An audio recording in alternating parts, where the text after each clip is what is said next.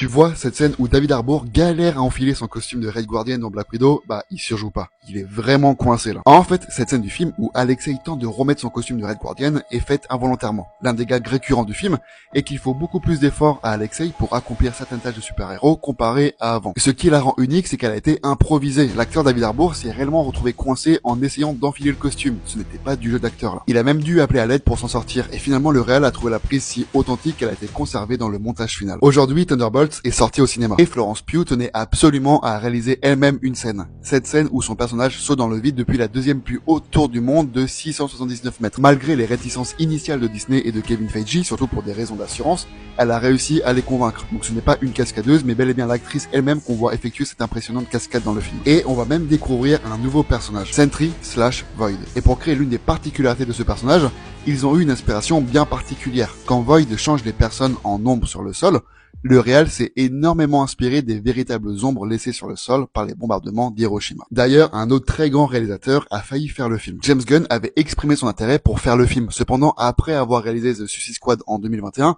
il avait estimé que les deux projets étaient trop similaires et a abandonné l'idée. Pour le scénario, Lee Sung-jin, scénariste du film acharné, avait été engagé pour réécrire le script afin de donner une importance équitable à toutes les personnes dans le film et de créer un véritable film choral.